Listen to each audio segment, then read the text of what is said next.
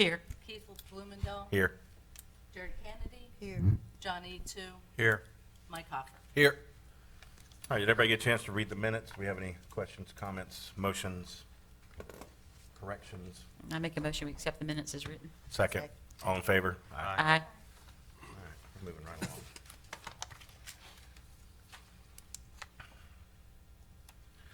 Staff report on recent council meetings. All right, good evening, Miles. Planning and Zoning Committee. Recent council meeting, I was actually not there, but Jeremy gave me a quick rundown. Two things that you recently heard were the conditional use permit for Hurricane Alleys, which was approved, as well as the previous text amendment, which was approved. So y'all's decisions were in line with what happened. Otherwise, there's honestly not a whole lot going on. And with Hurricane Dorian being the week right before, it kind of condensed everything and was kind of a scramble to get all this ready this week.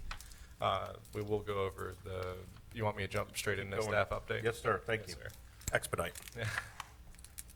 Apparently there's a football game tonight in North Carolina. So over the last month or so, the planning department has seen at least 53 permits, 4 of them for residential new construction, and 15 certificates of occupancy have been certified for commercial and residential development. Code enforcement has been fairly busy dealing with various activities. They received 23 complaints, resolved 14. The photo you are looking at is 1511 Snapper. That is a home that is going to be demolished coming up here. The permit has been approved. I don't know if it has been issued yet or not, but that will be taken care of. Yeah. Additionally, we have a significant demolition happening up on the north end. The former motel properties from 234 to 300 Carolina Beach Avenue North are no longer existent. So that area has been cleaned up, and there are a lot of different ideas and proposals going around, though we don't have any active permits on what will be going in there specifically. The demolition finished up just about right before Dorian came in, so we were grateful that it didn't come in too heavily, because there still was a lot of erroneous debris and everything else floating around the properties. So got lucky there. Coming up on the 19th, there's going to be a workshop for Clarendon Avenue, the multi-use path improvement. It'll be going over all sorts of aspects of the project, and the consultant engineer from Stewart, who is actually the same company that's helping with the land use plan, is going to be down here, and they will be talking about a different topic for them for a change. I don't believe Jay's in charge of it. I believe it's a different project lead, someone who actually does transportation planning.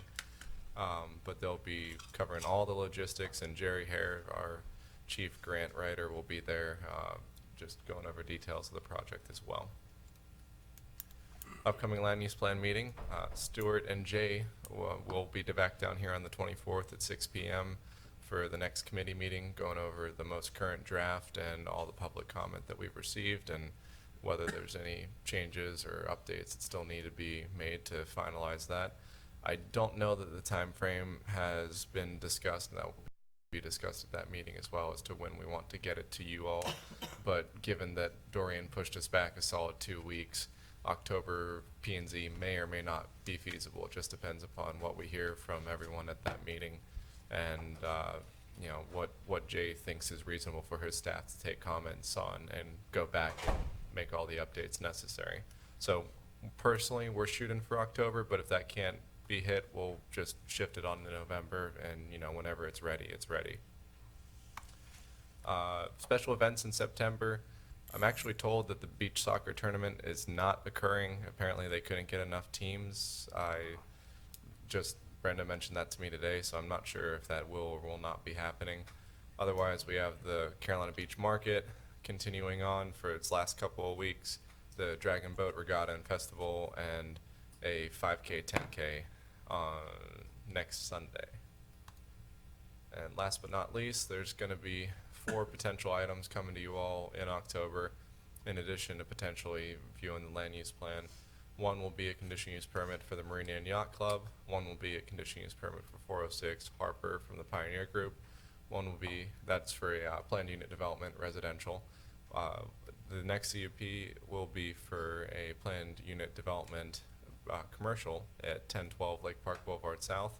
And then we are currently looking at our stop sign order in areas of Wilmington Beach where some residents have expressed that there are not enough or too many stop signs. So we're going to be working with the, the MPO to try and go over what their original recommendations were and whether or not those need to be changed for. Didn't we future have this a activities. couple of years ago? We did, and we're circling back and looking at it again. We ended up because doing nothing.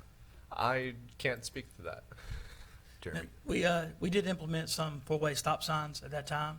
Not all of the streets were four ways, and now there's concern from a group of residents that want four-way stop signs and the ones that didn't get it. I got you. So more four-way stops are in order. That's what is being There's a requested. lot of pedestrian traffic in that area. Okay. And that's about it. So Thank you, Miles. I'll let Jeremy take over from here. Is there more? That's the end of it, okay. So Yeah. public discussion. Nobody signed up. Let's move right on into our conditional use permit for a 36-unit condo building located at 402 You need to pull it up. North Lake Park Boulevard. The applicant is Pelican Point CB LLC.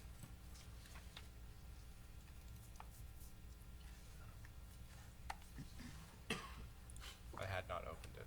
Oh, yeah. Yeah.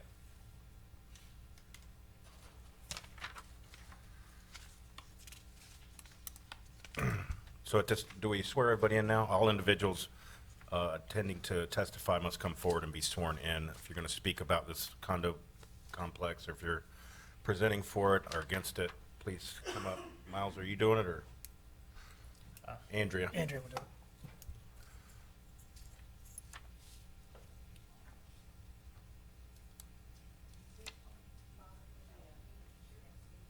This Yeah, is the for applicant should planned unit probably as well, development just in at case we have 402 Lake questions. Park Boulevard North. Sorry, I was talking over you. No, you're fine.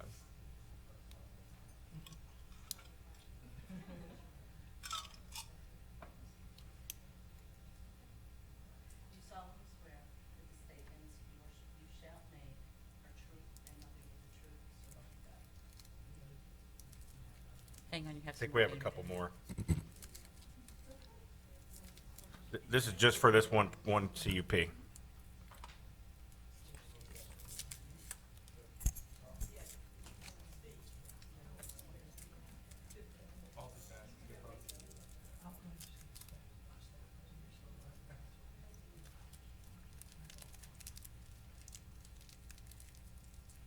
solemnly swear that the statements you are about to make, that the statements you shall make are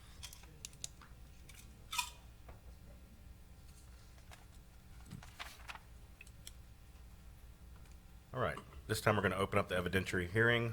Mr. Hardison, floor is yours. All right. Chairman, Commissioners, good evening. This is a conditional use permit for a planned unit development, or I'm sorry, for a multifamily, actually, that will consist of 36-unit condos located at 402 North Lake Park Boulevard. 28 of those will be one bedroom, and 8 of those are going to be two bedroom. The site is currently vacant, and it is a split zone between marina business and highway business. The MB does allow for multifamily. The prior uses for this site was a single family in 2004. It was demolished. In 2006, it was approved for 32 two-bedroom units, and in the latest, which was, it never, of course, was built, and the latest approval was 2015 with 36 one-bedroom units, and that conditional use permit has since expired. Here's just an aerial photo of the site. You have condo units located. You have condo units to the north, and to the south you have a single-family home as well as the Domino's commercial site. Existing, like I mentioned, it was currently just it's a vacant lot. There have been some improvements with installing of a new bulkhead in recent years. Sir, you have to wait until your turn, please. Sir, please. Excuse me, sir. You're not allowed to speak at this moment. Thank you. There's a day dock that was built, and as well as a deck on top of that up here. The specific standards that the applicant must make provisions for There's 7 of those. One is ingress and egress to the property concerning automotive and pedestrian safety, convenience, traffic flow, and access in case of fire. They are providing a 24-foot entrance, actually off of St. Joseph. This is where Lake Park and St. Joseph, it terminates or it starts. There's a 5-foot sidewalk that staff is requesting to be installed adjacent to St. Joseph Street. The applicant has made provisions for on the plan. Also to provide a 20-foot dedicated fire lane that the fire department is requesting on the north side of the building. That is shown here, and there will be some like stamped concrete as well. And this is a fire requirement because you have to have a certain distance from where the fire truck parks to run hoses. Off-street parking, the requirement is 44 parking spaces. The applicant is providing for 48 spaces, 28 for the 1-bedroom is 28 spaces. For the 8 2-bedroom is 16 spaces for the 44 requirement. The refuse and service area, dumpsters will be provided on site. It's located adjacent to the Domino's lot located here within the parking lot. The utilities, water and sewer, currently are in place and can meet the demand for the project. They are adding a fire hydrant within the parking lot, and they're providing on-site stormwater with the stormwater engineered system. For landscaping, the requirement is a 10-foot landscape buffer. With that fire lane, the applicant is asking for a waiver from the landscape requirement on the north side, as well as just on the south side where the parking lot design for the turnarounds are here and where the dumpster will be located. The signs, applicant is proposing an entrance monument sign that will meet the sign regulations. The required yards and open space are being met per the ordinance. The rear will be regulated by the coastal management, and will have to meet those standards as well for a 30-foot buffer. The south side and the north side setbacks are 10. On the fire lane, it was going to be 20 feet off that property line and 11 feet off of the south side property line, adjacent to the Domino's in a single-family home. The height is 57 feet to the top of the elevator shaft.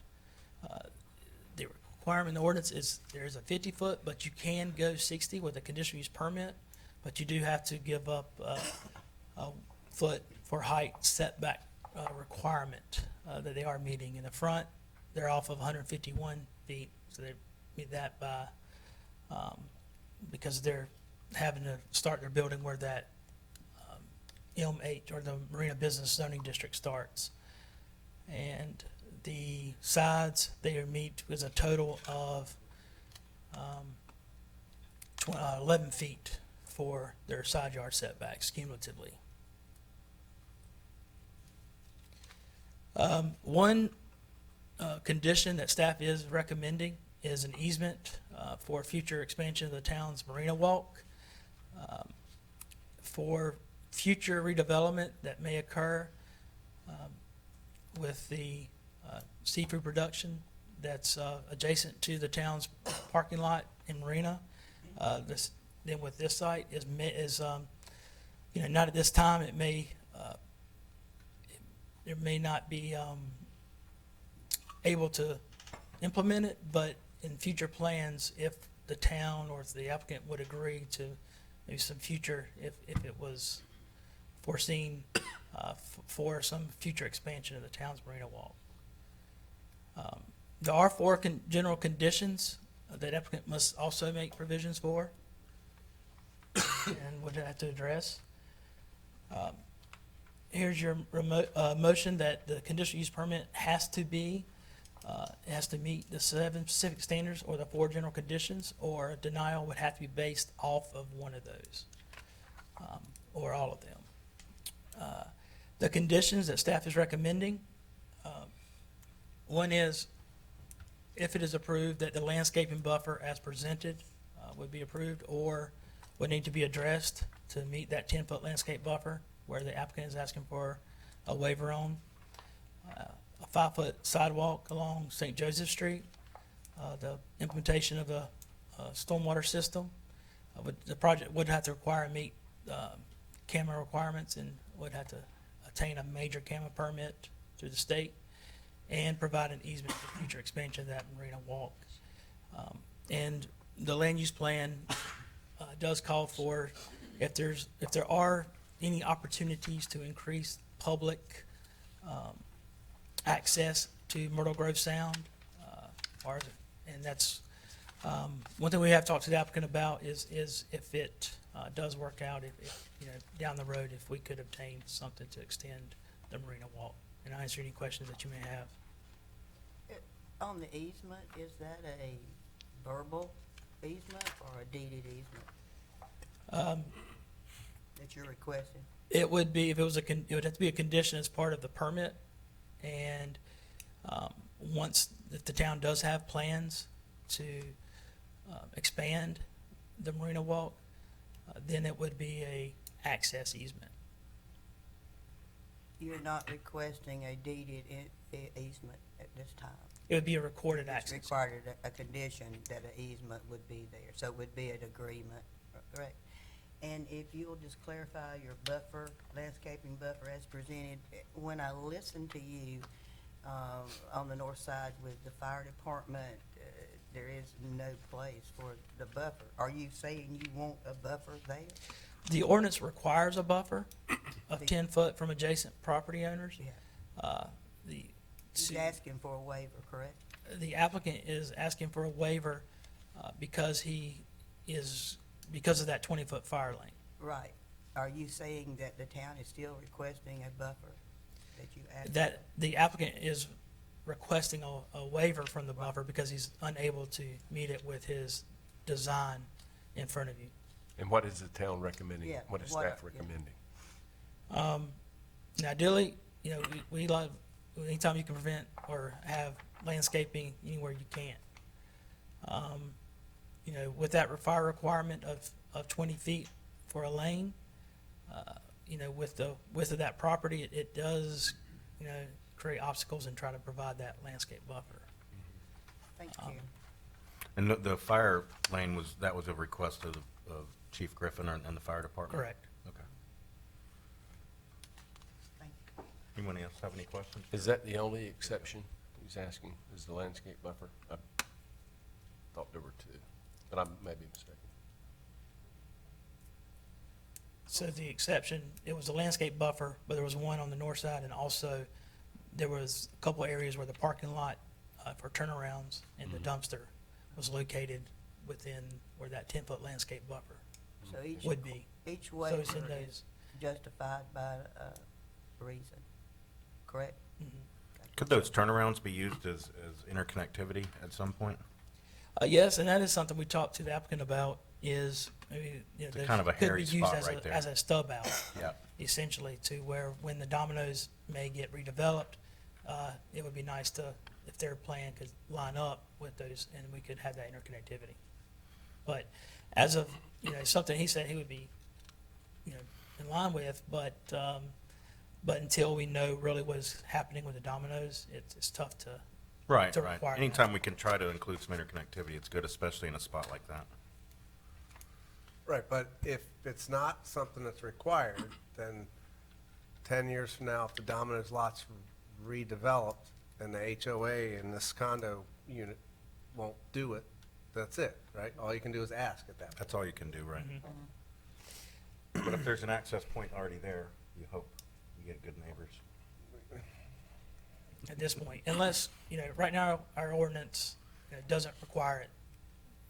So there's an opportunity, if the commission would So decide. could to we come add back. that in as, that could be used as interconnectivity, those You could turnarounds? address it now as a condition, Yes. for, consider maybe there's give an easement there for future connectivity. Okay. But right now, our ordinance does not require it. If I'm reading this correctly, Jeremy, staff is recommending approval of this CUP and that it meets this specific standards and general conditions. Correct. Thank you. Anyone else before we open the public? Nope. Thank you, Mr. Hardison. Of course, we reserve the right to bring you back. Sure. All right, this time we're going to open the public hearing, and the applicant may now present their CUP. State your name and address for the record, too, please. Good evening, I'm Cindy York, I'm an attorney for Pelican Point Development, and I'm at 2030 Eastwood Road, Suite 7 in Wilmington, North Thank you. Carolina, 28403. Bob Hughes is the member and manager of Pelican Point Development, and he's here to address any questions that you may have. And I believe our project engineer is supposed to be here, but I don't know if he came in. Okay, and he may need to be sworn in. Okay. He came in late. That's fine. But, so, I don't know if you have any particular questions. I mean, I'm here because they're required to have counsel because they're an entity, so.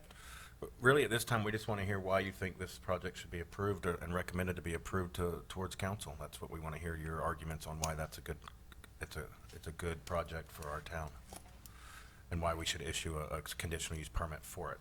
And this is Bob Hughes, who's a member. And this project's come through here a few times. Well, it did, and, It's different every time, but yes. and I tell you. Right up here, give us your name and address, too, for just for the Robert record. Hughes, 2312 Ocean Point, Wilmington. Okay. It has come through. This is the third and final time. When this project was started, I was the owner of the property that it's gonna sit on, and I still am. But I had given this project to other people to do. When the project came through and I got a chance to look at it, it didn't look like what I was trying to get done down here at Carolina Beach. And what I was trying to get done was to generate a project that could really, really begin to set the harbor and the marina area off. And this project now, I believe, does that. In terms of its architectural design, the design of the building, the structure, and all the rest of it. I mean, it's really a great project. It's a fantastic building. So this will, I believe, set the floor, set the precedent for a lot of other development in Carolina Beach. And I think that people, once they understand this building and understand the structural integrity of it and all that, and the many appurtenances to it, the things we've done with the property, the city will wholly embrace it. The bulkhead already looks better. Is that a day dock or is that an overnight dock? That's a day dock. That's a day dock. Where are you with the town wanting you to have that easement for the Marina Walk? Well, that was brought to my attention last time, and last time I was down here, and I don't have a problem doing many things for the city, but what I don't want to have is what you're asking for to come through and somehow be detrimental to the project, or to be, to encumber it in any way. I'll be as on your team as possible for both of the things that we're talking about. One was where the marina, the pier and all would come up, and the other one was what you mentioned earlier, which was the part that's back there, kind of where the dumpster would be. I mean, I owned the Domino's here for 35 years, and I had the little building there. But when I sold that business, I sold the building too. Now, that building, that business needs to move down into the public center, what I told the guy to do. And I would have incorporated that piece of property with this development and wouldn't have had a problem. But I can't set the people up that'll be in the COA I can't give away their right. I understand. To make the decision. Interconnectivity is great. If I own the project 100% at that point in time, I'll be glad to listen and look at it. I don't have a problem with that. Nor can we ask you, No, I wouldn't, I would. because that's not part of what we. Yes, ma'am. The easement, and Jeremy, you might have to answer this, but the easement that the town is requesting for the Marina Walk is on the back of the property behind the pool. Would that in any way affect the parking spots that you have there or your dock? It would come right through those parking spots, wouldn't it, Jeremy? Yeah, and those are not parking spots. Those, I think, more tiebacks is what it's illustrating. But this would be just grass area. So it wouldn't do anything but go through your grass if you were going to grant the easement? I think that. I didn't want it to hinder your actual project, is what I was getting at. Yes, yeah, and thank you. I think that if you tied in where I was shown to get the turning radius, yeah, that could present a problem. I don't want to lose any parking places. No, I don't want you to either. Not at all. That's why I was making sure of.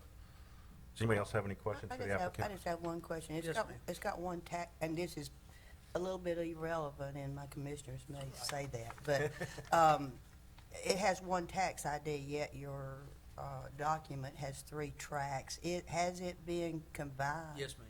Okay, thank you. That was very relevant, by the way. Anyone else have something for the applicant? Questions, comments, concerns? Thank you. Thank you. Sorry about 3 times around. I think we got it right.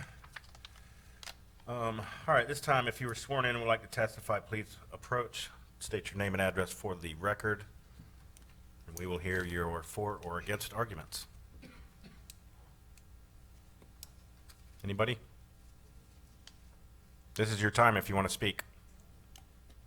Once we close the hearing, we won't open it back up. Chairman Hill would need to be sworn in. He was sworn in. He's Oh, he was, okay, sorry. Yep. Name and address. 500 St. Joseph Street. Just some questions, just. You'll have to address us. Sorry, it's a quasi judicial hearing and we have to follow laws. You're fine. Okay. With everything going on like that, would it be, I know the 5 stories, would that be a different different thing? I know it's like 12 feet this way, 16 that way. What So is- he met the requirements because of the setbacks. He changed how much setbacks he has in areas to go up. Correct, He could have gone up to 60 feet all the way, I believe. right. With the elevator shaft, would that be higher? So I know their new one that they're trying to, The elevator shaft is part of the appurtenances that they tried to change on the last one, but we did not let that happen. So Right. the appurtenance is actually the elevator shaft, which would have to stop at that 60 feet. but you still have the penthouse for the 5th story. Still, the building would still be at 50 whatever feet, so yes. Okay, okay. With the Domino's, I guess he's the owner of the Domino's and all that stuff. Not anymore. Not anymore. No, he said he sold it. With that, on that, the NCDOT, with the different kind of parking coming out of there? No, it's not a state road, it's St. Joseph. Okay, and then Lee's Lane doesn't exist anymore. What happened to that, Jeremy? Did they give them an easement for that? So Lee's Lane was actually a private road, They got the last hand check. and the applicant has actually since purchased that piece. Okay, so then that's all part of the Has property now. accumulated that as part of Okay. his property. All right. Bob, thank you. Thank you. Okay, thank you. Anyone else that was sworn in? Hi, ma'am. State your name and address for the record for us, please. I'm Betty Greason. My house sits right next door to where they want to put, and the whole side of my house, I won't be able to see out of not one window on that. And I am wondering about the landscape buffer. Now, what is that going to be between my house and the building? I believe he has a landscape buffer between your house, but I don't know where your house sits on that plan right there, but there's landscaping right there according to what we're supposed to have. Well, see, I have a 6-foot fence now. That's on your property though, right? The landscape buffer will be on his. Yeah, and what they're talking about, having that walkway like out to the boardwalk. I mean, they were coming along the whole section there, or? Well, obviously, you haven't granted any easements to the town to do that for your property, but the town was asking if he would for, you're talking about the marina walk on the canal? Or are you talking Yeah. about the sidewalk out on St. Joseph? The, walkway in the canal. Yeah, so the town was asking him for an easement for future, if they could get there, to increase the marina walk past your property into his. But they- obviously, you haven't given any easements to anybody, so no, that can't happen to you unless you, No, unless that's you, where unless you, all- that's what I'm saying, unless you grant an easement to them. Our dock and our Right. slip, Right. everything. And I don't understand why they are going from 4 stories to 5 stories.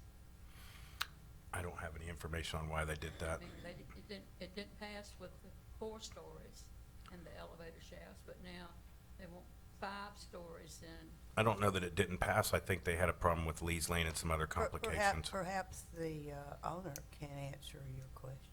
Yeah. It is actually 4 livable stories above a parking area. They call that parking area full. There's a picture of it right there.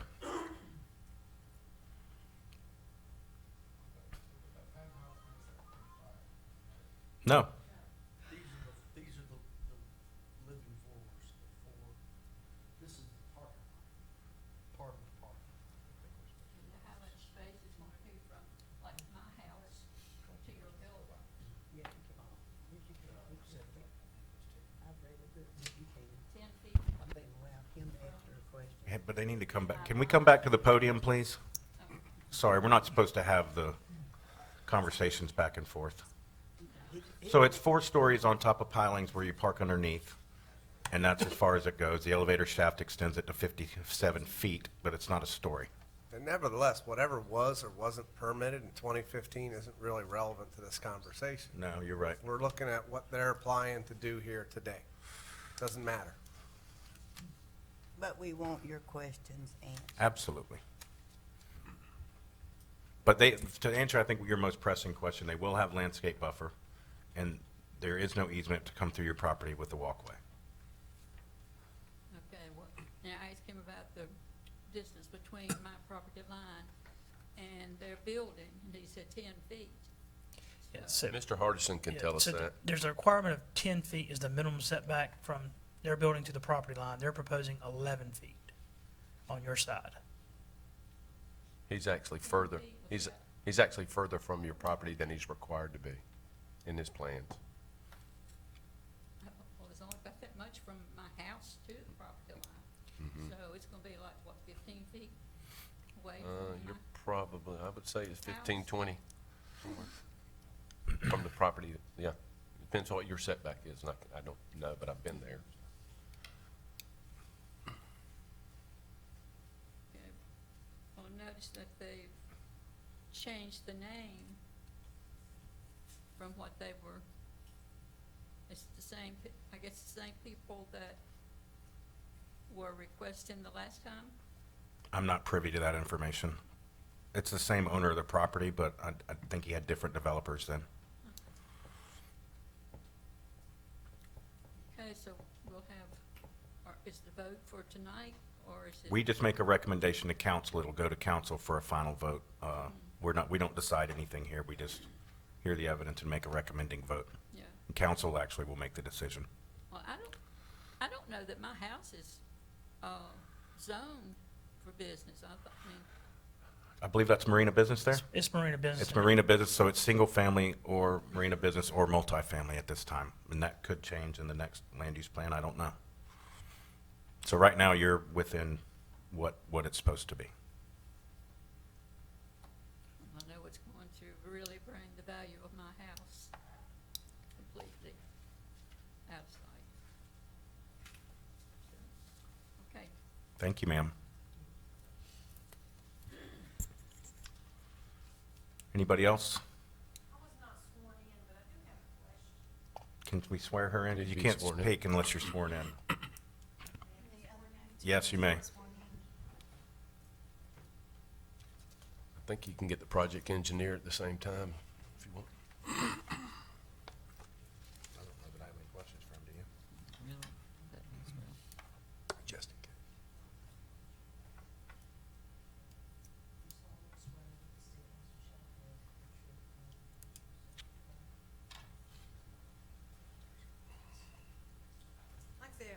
I'm Sue Crop. Thank you. I live 500 St. Joseph Street, the condo building beside of the development. Question is, Lake Park out there is a crazy street where it all comes to the point. I travel it 3 or 4 times a day. Yes, Yeah, I know. but all It those is. islands out there zigzagging, trying to get in. Has DOT already been addressed on changing any of getting in and out of this new location? Where do they get in and out of this location? The Lake Park Boulevard is a state road, and that's the only place DOT would be involved. St. Joseph Street is a town road, and so it's not, DOT doesn't have any jurisdiction over it, if I'm correct, Jeremy? But the intersection where St. Joseph and Lake Park Comes come together, together, yeah. that is a DOT, and any changes in that intersection would have to be DOT. And I don't disagree that maybe that, it's a completely different issue, but I'm gonna tell you, I agree that that should be addressed, and maybe that's a question we can ask our mayor to look into. Yes, before it's approved, it's already crazy when we I don't- get our vacationers here, and that's probably going to be dependent on vacationers. It needs to be addressed of how we're gonna handle the additional traffic in that congested area already. Okay, thank you. Okay, thank you. Thanks. All right, nobody else?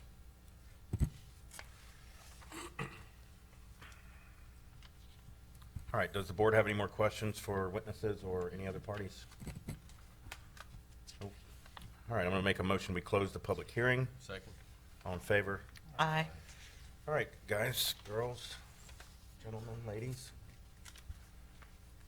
Who wants to start? I'll start. Ms. Boswell? I just wanted to, I guess this is just a thing, like the adjacent property owners, like in other CUPs that we've seen, it seems that they've had meetings with the adjacent property owners. I don't know, I can't really tell, it looks like by Ms. Greason's comment that she isn't even aware of where the buffers are. And so I think, just like we've said before, when others have come up, just to be neighborly, the thing, we're all neighbors here, we all live in the same little island, that should be, before it even comes here, adjacent property owners should, that way, it There is a could devalue process. their property. And then also, the traffic flow. I think that definitely has to be addressed before we issue another CUP when this is the 3rd time they've been here. So in a hearing like this, and I think I addressed this somewhere else, but it takes an expert witness to tell us that somebody's devaluing somebody's property, and that means an appraiser, a real estate agent, et cetera, somebody that's in the profession of valuing homes. And it's nothing against what Mrs. said, but it's just that's our rules in this city. So there has to be actual evidence that would happen from an expert witness, if I'm correct. Well, Okay. were they notified by the town? And that was going to be my next question. What is the process for this type of thing? Because I think they do notify all the neighbors. We have to notify adjacent properties and post the property and advertise the project. Yeah. So it has, that has. So been- staff has done that. Okay. And if this is the 3rd time that it's been addressed, they've been notified 3 times. That may have been over a period of years, long period but of years, yes. there's The last been, one was yeah, it's been out there for a long time, the process of, yeah, we're gonna do something. I want to, We looked at this about a year and a half ago, didn't we? 2015. With setbacks. 2015, and that Lee's Lane was the issue, that they didn't own enough property to get their setbacks. I want to ask you guys what y'all think of the north side buffer zone elimination. Well, if the fire department says they have to have it, then I for one, would rather have a fire truck pull in there than a tree. I can't Well, after what see- happened to the can't building see next door, I don't concern. disagree. I can't see the concern that's been addressed by the fire department. These builders, contractors went and said, what do we need to do? The engineer said, what do we need to do? And the fire department essentially said, this is what we need. And there's just not room there. So if we have to make a choice, I think that that paved area needs to be there as opposed to the trees. I was going to also comment that they are like buildings, multifamily. Yeah. They may not look alike, but they're Yeah. the same type of building, and there's no landscape buffer on the other property as well. And they have met the requirement totally, except for just some easement, some sort of turnarounds and stuff. I mean, they have addressed every space they possibly can address.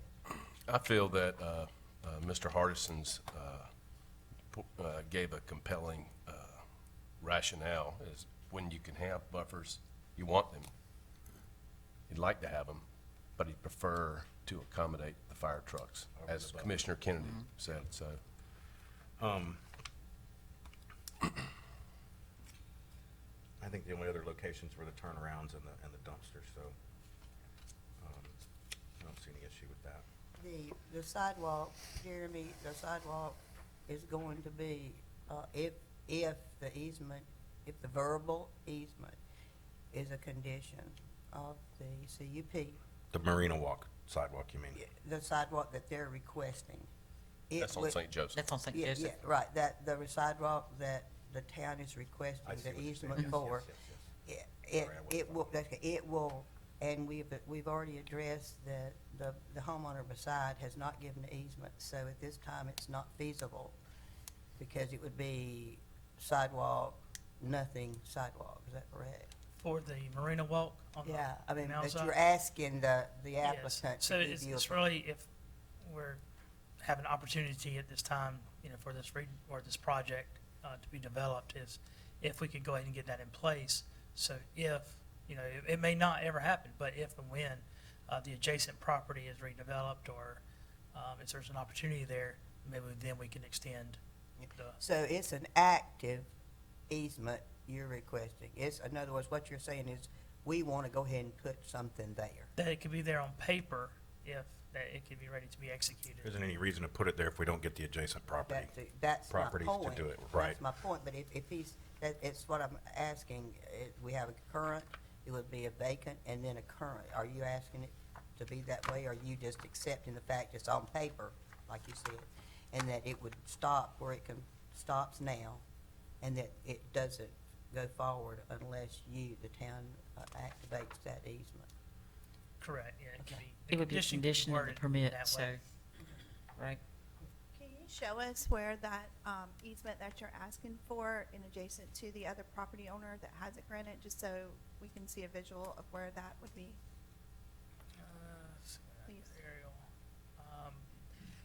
And it, it may be a case, here's, you follow the mouse, the existing walk, if it would go through the Blackburn Seafood, and then, ever how this looks, but, and it may be something similar to the downtown Riverwalk, where a portion of it is over water, and that's what may, maybe it integrates some form or fashion with that.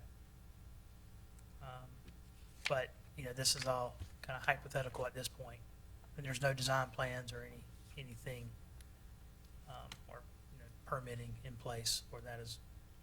Would any docks or boat accesses that are currently there be still private, or I would? think with a single-family home, it's not very feasible to do.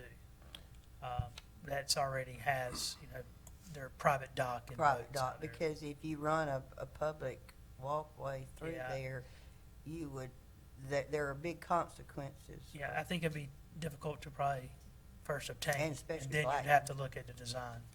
I cannot speak for Ms. Greason. I've known her for a number of years, but I can tell you that I know that property, and you'd either have to go through her boat docks or about 10 feet from her back door. So that easement is never going to happen unless that whole property were redeveloped. So Well, Blackman Brothers is Yeah. there too, and They that can- hadn't even been mentioned, So- so it would have to go through Blackman Brothers. But the Yeah, whole and- point of and- easement is that someday it might get redeveloped, Yeah. and if it does, the town has an Correct. easement so that it can continue forward. Correct. I think it's worth Exactly, that's right. a It's- discussion. hypothetically, it's there, but realistically, it'd have to be redeveloped because I'm just familiar with the property.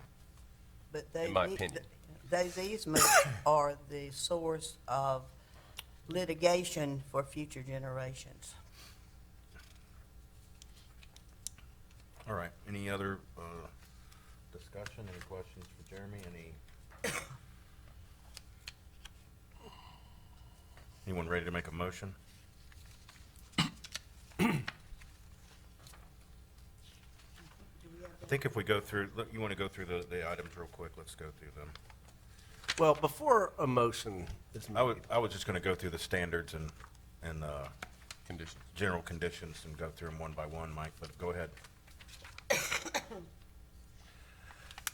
mean, I just want to point out that, I mean, I fully support people being able to develop their own property to the max value they can get. Okay, so if you're in R1 district and you want to put a duplex on, I got no problem with that. I see this, though, as asking for maximum density right on a tricky intersection and asking for our help to do it. So you want to max the density out, knock yourself out, but don't ask for a waiver on your buffer to do so. That's where I get hung up here. Meet all the normal requirements, then max out your density. But Where are don't they at ask on for their us to density, waive Jeremy? stuff and then to get even more. Where are they at on their density? I think it said 67 or something. How many, I mean, as per would be allowed in what they're asking for? Currently, the marina business, it's, there's not a density requirement. So if you meet, the standards, the parking standards, the setbacks, the height, then whatever you. So there is no density in the marina Yeah, business? get your like there box. are in other zones? I got you. That's a fair comment, Mr. Hoffer. I don't think- It could be a potentially very dangerous intersection there, and then not even being prepared to offer the interconnectivity that could be needed in the future to keep that safer. So, someday this neighborhood, the Domino's property redevelops, and we can't even connect to that parking lot because we didn't get an assurance now to do so. I don't think we can. I don't We think can't. We can make it a condition. We've done it before. I think as far as interconnectivity, there needs to be a process and standard and a plan of where you're interconnecting and how you're interconnected, and each time something comes forward, we recommend interconnectivity. And that said, I agree with all that. The process is until you get something finite and a plan and look at that area and how you interconnect, and this is a little sarcastic and I apologize, but you can interconnect everything and have a second road because we do that we see it at CVS, we see people cutting through CVS in corners, so it would be a very easy way for me to start at Publix and go all the way down to the end, not on Lake Park. So I agree with Keith's statements of interconnectivity, and I support them highly. I just want to make sure that we're doing the right thing when we start this. I want to see more interconnectivity. This project doesn't seem to lend itself to that. The property next door at the Domino's is very small, and anything rebuilt there, with the way his turnout is in the middle of that property, it's not really going to do anything for us, in my opinion, for what that matters. But you just never know what's coming next, though. Yeah. Like, it might not be the Domino's. It could be all 5 of those lots combined and turned into something. Well, We the don't know. turnaround, we could maybe ask if something came in next door and redeveloped, we could maybe ask them to put one there as well, and then ask them to work with their neighbors to see if they could make the interconnectivity instead of forcing it. That's the process and a plan when you're looking at who did what beside you. Well, we refer this to Miles and Jeremy? Can you require that or no? Yeah. Yeah, I mean, that can be a condition of the permit, and it's not where they may have to connect right now, but it's in place to where there's a future interconnectivity and easement, access easement. I actually made that request on the CUP for Harris Teeter, that they provide interconnectivity to the Putt-Putt and to Jersey Mike's, and I made that a condition of it when we sent it through here, but when it got to council, they didn't do Right, it. see, I'd think- stand I think by we that. can- Look, We can make the request, You know- that doesn't mean it's gonna make it through council. We just need a plan. You cannot yet, the hearing's over. I think council at that time, Mr. Chairman, saw that as an unreasonable Request. condition. Yeah. And I think I think we went through that very similar thing when the Federal Point Shopping Center was developed and HT wanted to have interconnectivity. We requested. There was some malice there probably. Well, maybe not malice, but. Jeremy, can you put the aerial back up? Once upon a time, we didn't require the Marriott to allow any interconnectivity, and now it's plopped right down there in the middle of everything, and you can't even really walk through without basically Hiking. jumping over a fence. I have a question. Where's Miss Grissom's access to her property? Right through the Domino's, Behind Domino. yeah. There's an easement there. Okay. So that Domino's building is a very tiny piece of property. And where's And there's the nothing to say- waiver, Jeremy, sorry. Go ahead. So it'd be The along- landscape waiver they're asking? So the fire lane would essentially come where Lee's Lane Used to be. used to be. So their asphalt would essentially meet asphalt.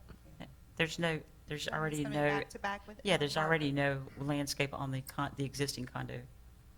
No, sorry, No, sir. sorry. I think that, the discussion about the intersection is a very valid discussion. I guess my only issue with that is that they're entering and exiting off of St. Joseph. And where they go from there, are we supposed to tell them as a part of a CUP what they have to do? I mean, it's a DOT property out there. Yeah, I think we can address that. I think it as needs a to be not- addressed. I just don't think it should be addressed. part It of needs to be Not in this- considered. Not in this application, but Right. it needs to be addressed. I think everybody agrees that. But not so as we part need of to this pursue CUP. that, yeah. Yes. I agree, we can't hold the applicant see what we accountable for roll the out. traffic on Lake Park And and we've St. Joseph. had those conversations with DOT You have. before about redesigning that intersection because it's very tricky. Oh, I see people coming in the exit, out the entrance, just, And they said that we'll be glad to help you with redesign, but there's no funding available, so that it would be up to the town or another source.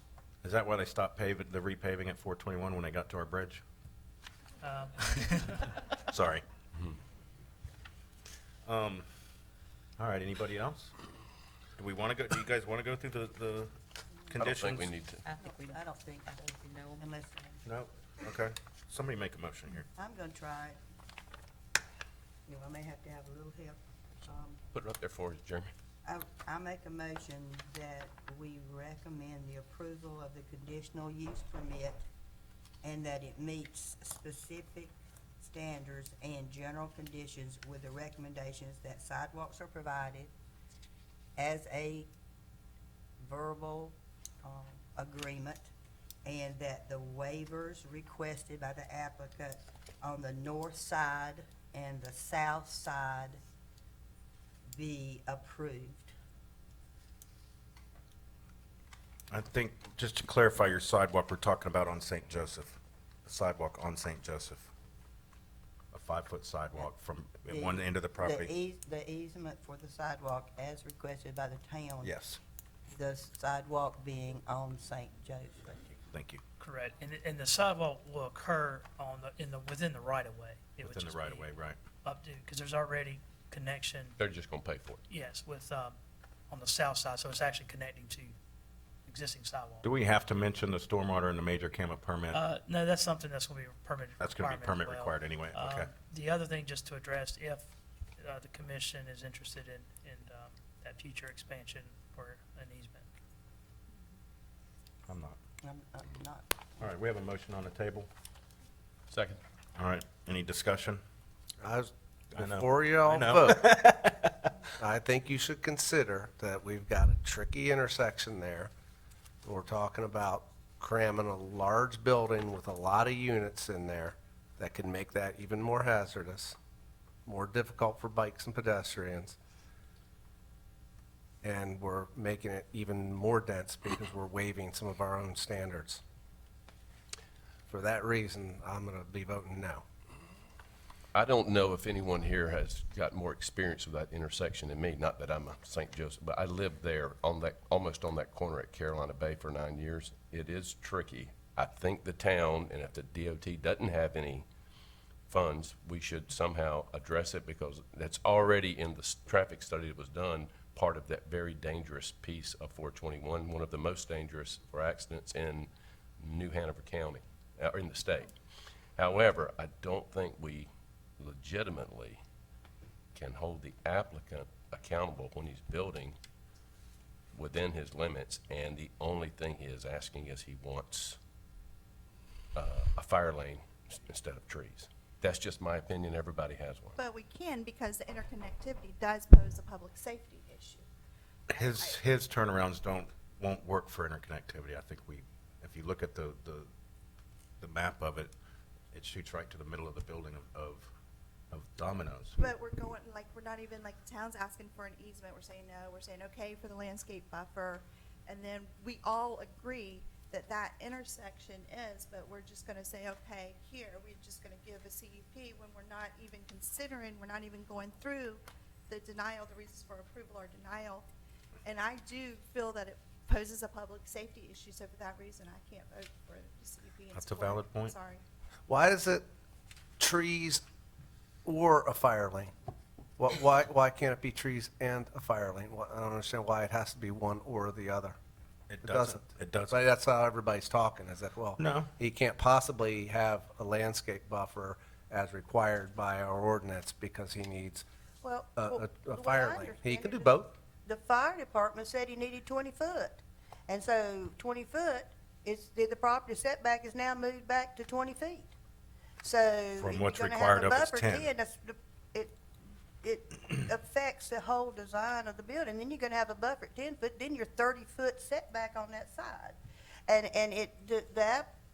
the applicant didn't request a 20 foot. The fire department said you will have the 20 foot. So if we have a concern, it should be with our fire department. I mean, I'm sorry, but the fire department, essentially, Jeremy, am I not reading correct? That he said that's what he had to have to get his truck in there? Yes, they were gonna require 20 foot for the emergency vehicle access, but I guess to Mike's point, I mean, you can have, 20 foot, it just happens to be with the proposed footprint of the building is, accommodating that 20 foot, and then it starts. So there is no room with the current design to provide for landscaping. And on top of that, we don't have, as Melanie said, or I think, or either maybe, that there's no buffer on, with the other adjacent property. I mean, it's, Why- so I don't know, Why is it on us to make sure that, no matter what happens, he's able to put 36 units on there? It's not up to us to say Nobody's- that. no, I But don't that's think the Not, other- so. we're not going to talking. stand here and Yeah. say you can't do it because of a landscape buffer Yeah. on the edge of a building where there's another condo next to it, and it's not a different type building, it's not a single family, it's not something that isn't exactly the same. And the town has That's gone. my only point with it. And then the safety issue, we know what just happened to that building with a fire. I want to make Yeah. sure a fire truck can get in and out of there, Yeah. not be hindered by trees or anything else for either building. Yeah. And the So town has. I think it's logical. The Town and Technical Review Committee has gone specifically over the 7 standards and the 7 standards and the 4 standards, and they say they meet them, and they meet them within the parameter of the project. Now, outside the parameter, there are many issues with our town. And yes, we need to address stop signs, but within the parameter of this CUP, it has been looked at, and the town says it meets the standards. So Let's I go think we through, I just- want to I go call through. for a vote. I want to go through the standards because Ms. Boswell brought that up, and we normally do this for a CUP, and I think we should. So thank you for bringing that up. You're welcome. Specific standards, number 1, ingress and egress. From his property to St. Joseph, he is providing what's required. Off-street parking, he's providing 4 more spaces than required. Refuse, a dumpster will be provided. Utilities, existing water and sewer lines of St. Joseph will be adequate to meet the demand. Will be adequate to meet the demand. This question gets brought up a lot for the project, and the town has determined they have what they need. Screening and buffering with reference to types. Here's where we're having a hiccup.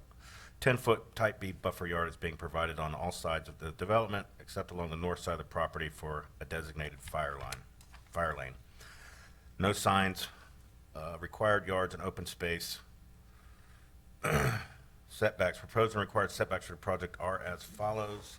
I think I lost a page. You can, Somebody help me out. Thank you. I do get that. So the setbacks are actually increased more than what they required. That the use will not materially endanger the public health or safety if located where proposed and developed according to the plan estimated and provided the issuance of the CUP. Multifamily structures are allowed in the MB1 zoning district as in character area. And I'm going to come back to this one with you, Ms. Boswell. That the use meets all required conditions and specifications. After review by staff, the plan has been determined to meet all conditions and specifications except the north landscape buffer. The use will not substantially injure the value of adjoining or abutting property, that the use is a public necessity, and the proposed use is in keeping with character of the area and therefore will not injure the value of adjoining properties, that the location and character of the use, if developed according to the plan and submitted approved, will be in harmony with the area in which it is to be located. General conformity with the town land use plan and policies. So I think we have two main hiccups here with Mr. Hoffer and Ms. Boswell. One is the traffic flow out onto Highway 421. And I again want to just say, I agree that that intersection is terrible. I drive down St. Joseph 4 or 5 times a day back and forth to my properties. And the summertime, it's a bear. And I go around and avoid it when it is like that. But I just don't see how we, as a board, can say we have to deny it because of something that's wrong with DOT. And that's the problem, and lies with DOT, not with this property owner. It's not his job to fix an intersection that's not even on his property, in my opinion. Well, I'm not saying that, but the fact is, the property is right by a hazardous intersection. It should be considered. And so there's no reason for us to sit up here and give additional density by giving away our normal requirements. So what Why add to the density in a spot that we already know is dangerous? Why, that's a bummer. Well, You I can't wanna do correct- 36 units. Maybe you gotta do 32. I want to Why is correct the you end that of the world? we're not letting him add to what he's allowed to do as far as density. He's allowed, there is no density regulations in the MB1. There are only height and setback restrictions. But which were, right, So fair enough. we but can't really say, hey, because this intersection's bad, we're going to restrict you to 25 units. I'm not saying that. I I'm thought saying that's what I we heard, hold you sorry. to our standard. We're not going to back off on our standards to allow you to go above. If the fire department needs a 20-foot lane, that's the way it goes. You can take it back to the drawing board. All right, Ms. Boswell, the intersection was your issue, correct? I have an issue with the intersection, and like I said, the landscape, the waiver. I mean, I agree with Mikey, with Commissioner Hopper. It's been there. It's in the land use plan. So if you're gonna put that much, I mean, why wouldn't you originally at the drawing board say, okay, well, we need to take into account the fire. I mean, look at the fire that happened there. So we need to make sure the fire trucks can get through there. We need to also make sure that we're doing according to what the land use plan says with our landscaping. I mean, we're just gonna have all asphalt everywhere now? I mean, give us the fire lane and give us the trees. Anybody else have some comments on this? Mr. E2? I just, I'm torn, I guess, with the buffer, but only from the standpoint that if there was something different that was next to it, I mean, several commissioners have pointed out it's a like building. And I would half imagine that when TRC reviewed this and the fire chief is part of it, the incident that happened at the facility next door was probably in his consideration or their recommendation that there be a fire lane put in there. There is a like building, but there's also a single-family home there too. It's not just. There's a landscape buffer on that There's a side. buffer on her side. Okay. And Harbor View, or whatever it's called, is a similar building, but that only has 24 units. The number of, I don't think the number of units is the I issue. think we're I love you, getting man. off the subject. I think we're getting off. I call for a vote. Yeah, you do have a motion on the floor, Chairman. Yeah, I call for a Well, I vote. want to let everybody say their piece. Mr. Rouse? No? Well, the adjoining property, as you said numerous times, is a like property. It doesn't matter whether it's 24 units or 36 units, they're still a like property. There's also no buffer there now. So did we waive the buffer for the adjoining the condos next door? We might not. Irrelevant to me. That's been done. Just like it's irrelevant that Miss, whatever her name is, has her house 2 feet off the property line. It doesn't matter. But I'm just saying, I mean, it's just irrelevant. That's yesterday. It doesn't matter to you, we understand. yeah. Ms. Kennedy, anything else? I apologize to you. As a private homeowner, your home has been there a long time. My home was built in 1934. It's very valuable to me. It doesn't match the setbacks. It is grandfathered in like your home is. And I respect, and I hope you got your questions answered. I think we're overstepping our bounds, looking at some of the things. I think they're valid points, and it behooves us to move those forward in a separate, with a separate agenda. The issues I have is not with this, but the issues I have is all the CUPs that we have to grant. Each time we grant a CUP, it weakens our land use plan. It weakens our ability to standardize. So that's where my problem I've lies. always felt CUPs are a crutch, but let's go ahead and have a vote. We have a motion on the floor to pass the CUP as recommended by the town minus the marina walk easement, correct? All in favor? Aye. Aye. All opposed? Aye. Nay. A nay? No, Aye. yeah. I'm opposed, whatever. 5-2. All right. Thanks you, everybody. And On the- just remind them, I mean, it is just a recommendation. It's It is not just a recommendation. binding. Next month it'll go to council and all this will be brought up again and you guys can all rehash it. Thank you for coming out, though. All right, next item is, where are we at? Another B. conditional use permit, 504 Keys Lane. Conditional use permit for residential plan unit development located at 504 Keys Lane. Applicant, the Pioneer Group. Anybody that's going to be speaking on this for or against or as a witness should come forward and be sworn in, please.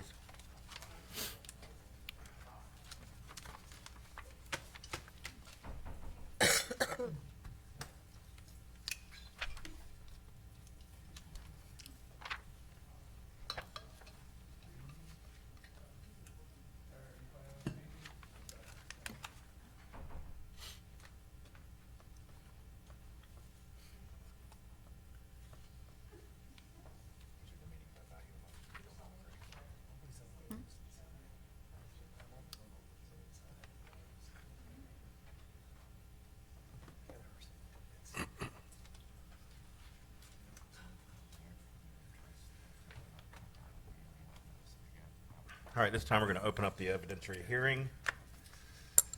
Staff presentation, is this one still you, Mr. Hardison? Or no, it's Miles? Miles is gonna Mr. tackle Murphy? this one. You're confusing him with Mr. Parvin. He's got a lot more hair. You're catching up. You're catching up. All right, so we're going to be discussing a conditional use permit for a planned unit development for 2 residential units at 504 Keys Lane. Hopefully be short and sweet here. So 504 Keys, for everyone that doesn't know, is a very short little lane off of Lewis Drive, and there's an access easement that runs from Keys Lane down it that accesses 3 properties. 504 being the middle of the 2. So the design is proposed for 2 residential units featuring 3 to 4 bedrooms with a 10-foot setback on the side and the rear from both the parcels, a mandatory minimum 5-foot landscaping buffer, as well as taking accommodation the access easement on the front of the property for access to that parcel. Additionally, they will be meeting the standard density for the R2 zoning district in which it is located. Say that again. It won't be They meeting do the meet it, okay. density. Thank you. Yeah. So we are focused in on the R2 zoning district. As we said, plenty of developments are permitted, and it will be meeting the 6.2 units per acre as required for a planned unit development in that zoning district. This is just some glimpses. So we're looking from Lewis Drive down Keys Lane there, and then from Keys Lane down the easement. So you all have a better idea of what we're talking about. And this photo on the right will be very important moving forward with the discussion and requirements based on town tonight. So these are the adjacent properties currently. We have 500 keys and 508 keys, both to single-family homes. So the applicant has proposed that to meet the 4 general conditions and the 7 specific standards, the first of which we've covered. The density for that area falls in line with the R2 density for the planned unit developments with the 2 units there, and they are meeting the standard setbacks for the R2 zoning district in addition to providing them a minimum required landscape buffer for a planned unit development. The project will meet all the standard conditions and specifications. The proposed residence will conform with the neighboring properties, being that they are all single-family homes meeting the general standard zoning standards. Then the proposed residences, again, will conform with neighboring properties based on the general conformity with the town and land use plan. In addition to that, ingress and egress will remain the same as it currently exists, though the town is requesting that 15-foot access easement be widened to 20 feet to provide 2-way traffic, as the density will increase slightly with the addition of 2 single-family homes on that property. Parking, as you saw on the site plan, will be contained on site as required out of the access easement and will meet the general zoning standards. Trash will be delivered to Lewis Drive for standard pickup. Utilities will be provided in regular fashion from Duke and the town, and there's no concerns about any sort of difficulty with access or overburden of the system in that area. The screening and buffering, as I mentioned, will be a minimum of 5 feet landscaping buffer with the potential for 10 due to the setbacks in space. There is no signage requested, and there are no additional yards or open space beyond the general zoning standards required. This is what the town is recommending, is that increase to 20 feet for the access easement, which will eventually be shifted down through future development of 500 or 508 keys, such that those properties all have sufficient access for 2-way traffic to Keys Lane. Additionally, the 5-foot landscape buffer. Now, we're going to go back real quickly and just visualize it. So currently, the access easement is not actually graveled or driven over in the proper area. It actually runs from the fencing on the left side of this image here out 15 feet. So when this easement is expanded to 20, we're suggesting that the area to the left of the current road that's being utilized is actually expanded to the fence to give the 20 feet, as opposed to going out towards the properties that would be developed or are already developed. Can you point that out back on the map, not on the plan itself? Right, Yep. right there. Oop. Yeah, that one. Someone might have. So, as if we can sort of imagine it, if you follow the mouse, the road runs more along where the actual easement line ends currently. On the property owner's property. As opposed to running along the fence line, which is that white fence down here. I see now. So it's slightly shifted from where it's actually supposed to be. So that's why the town is saying when we ideally widen it to 20, that it's going to be expanded towards the fence as opposed to coming on further onto the property owners. So would they have to improve that? It took the words out of my mouth. You were headed there. Okay, sorry. As part of staff's recommendation, we are, in addition to the 20-foot wide access easement, we are requiring that Keys Lane be improved to provide sufficient emergency access, which in this case, I believe, is just a gravel setup, just such that, fire and would have the ability. And For the police full would have 20 feet of the full road? Well, for the Keys Lane, not the access easement. That's What's- something that we need to make Oh, sure yeah, we can you show me that then? This is Keys Lane on the left side of your screen, running from Lewis back. Uh-huh. On the right side is at the intersection of the access easement and Keys Lane. Which goes So- back to Access Road? Mhm. Okay. So we're talking about only Keys Lane would have to be improved, not the I full see, access I see. easement. I see. So would then be, once it's improved, would then be maintained by the town? It already, it's not improved at this point, but it is a town road. It would But so continue the to town, be. the town has not chosen to go in and fix the issue?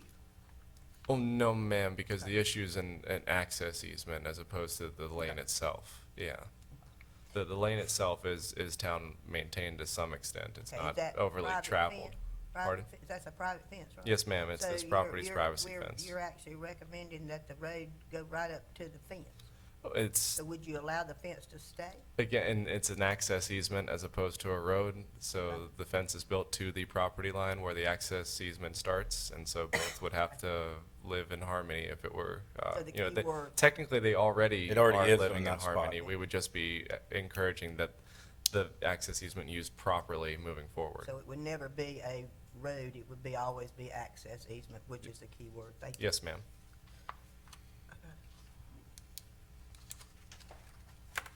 And that's pretty much all I have for you, so if y'all have any questions, I'm happy to answer them. I'm sure Ms. Kennedy has some I do, questions. I do. What is there a minimum size for the lot in R2, that particular R2? The minimum size for the R2 zoning district is 7,000 square feet. 7,000. That lot is 14,700 square foot, and so divided by 2, that's 7,350 square feet per lot. And these houses are gonna be put, there are 2 houses on 1 lot, am I reading it correctly? Which is Yes, what ma'am, makes that's it a planned planned unit unit. development. So, without a CUP, the only reason we're being asked to approve a CUP is because there are 2 houses on 1 lot. Well, the Which is a reason PUD. that it's a CUP as opposed to a by right use is because they can't legally split the lot because there's Why? no access to those lots. That has to, in order to split a lot into 2 conforming lots, those lots would have to have access to a town road. Well, They that- do not. Well, that is the access easement. No, ma'am. An access easement does not qualify as an actual access to a town road. It's a pre-existing condition for that lot the way it exists. If you were to subdivide it, those 2 parcels would have to have actual access. They would have to become fully conforming. So how many houses can be built on Keys Lane if it is to maximum density? Uh, On a lot or on the No, entire? I mean, on that short, how many On that houses stretch of will the not access have easement? How many lots don't have access and require the easement? 2. Just 2? Yes, ma'am. 508 and 504. 500 is the only portion of this lane that we're looking at that actually has true access to Keys Lane, even though the road is not substantially improved in that area. Okay. There is no buffer requirement between those 2 houses because there is no line, there is no setback required between them? On the because- internal? Yeah, right? Yes, ma'am. Because it's a planned unit development, they do not have to have a buffer placed between Between the them 2 themselves. units. Yes, ma'am. And ownership of the PUD, who owns what? That It's would 1 be, lot, 2 houses, 2 different families. that would be entirely up to the developer Okay, once so that, those yeah, it's not. guidelines are preset for the PUD. Mhm. Okay, thank you. I learned something about access, so thank you, Miles. Happy to inform. Any other questions for Mr. Murphy? No? Just one. As I read it, the town is recommending approval of the project with the gaining of the 5 feet extra Yes, sir. on the access easement. Yes, sir. Now that additional access easement only applies to the land within the PUD, correct? So Yes, sir. that doesn't affect the Thornburg lot there to the right. No, no, sir. Moving Right. forward, it would be similar to what we discussed with the Marina Walk. As substantial improvements were made, that law would also come into Correct. compliance, and it would also provide easier access for the 508 Keys Lane as well, such that moving forward, if either properties chose to redevelop or increase density, that this property would already be prepared to accommodate safe 2-way traffic. Gotcha, understood.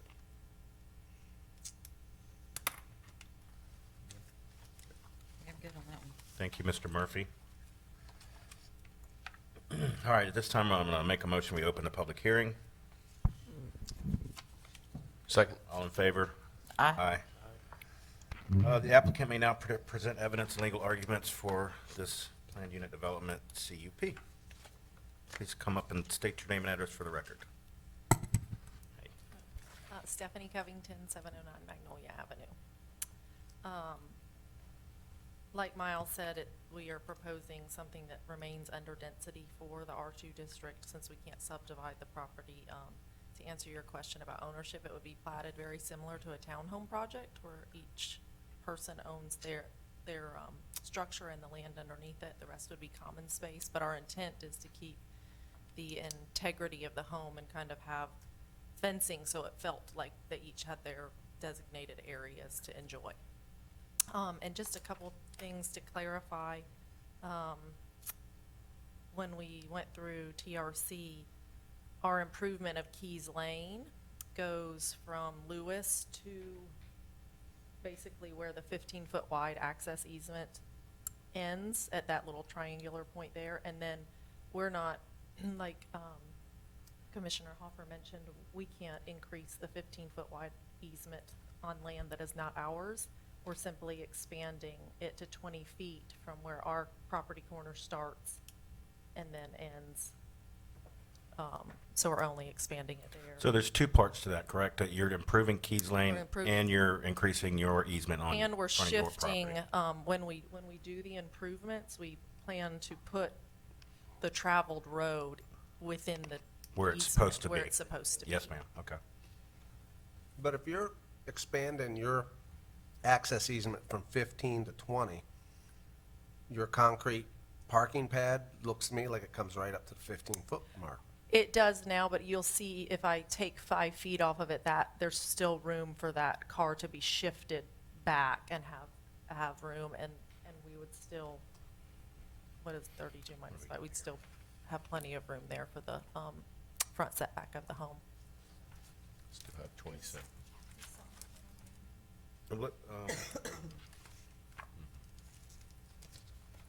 Did you have anything further to add to that, Mrs. Covington? No, do y'all have any Do questions? you guys for have any me? questions for the applicant? It's not on there. Anybody have any questions for the applicant? What type of service are you anticipating? The surface for your 20-foot, what type surface? Oh, Right now, it's so, just sand. They You gonna- want a 6-inch base with gravel on top, Okay. and that's what the fire chief wanted in TRC for Keys Lane. So we'll be doing the same thing on Keys Lane that we'll be doing on our access easement, just to provide a nice access to the But property. just in front of your two, And Keys Lane. Well, we are And- also and going to total Keys fix Lane, the okay. 15-foot that we have to use Okay. on okay. Tara's property as well. Okay. Since it's right now kind of encroaching on her land where it shouldn't be. We were just gonna clean all that up. You're gonna make it nice to have a pretty entrance. Right, and then, I think that their concern is that other property owners would then also do a CUP down the road. Us granting that 20-foot, easement on our portion helps the person at the very end if they ever decide to do anything. And you're okay with the 5 feet?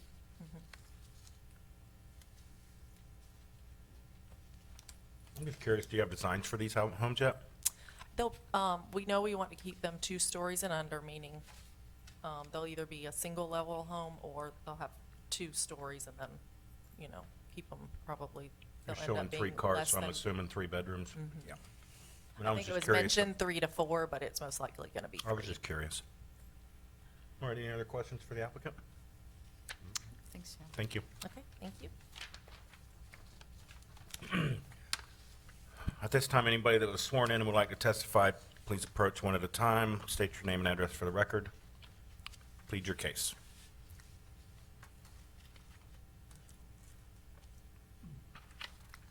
Hi.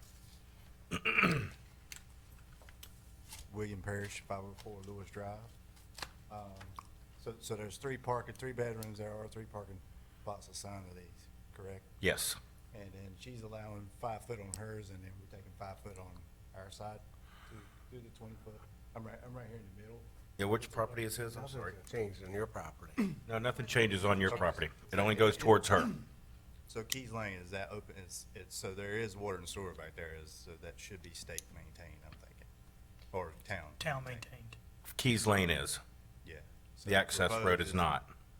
The access road, okay, the backside, but just Keys Lane. But there is water and sewer, there are water and sewer that run down access. So I'm not, I how do- don't how know, do y'all but I would plan- assume they have to because there's homes there. Yes, how do- There how is does serving it those homes. Service that. What's that? There is serving those homes that are existing. Already serving, there's already existing water and sewer there. Yes. Yeah, so how does the town service that if they're not going to service access road? There's a utility agreement as well. for There's a those lots. utility easement. Yeah. Okay. All right. Thank you, sir. Anyone else?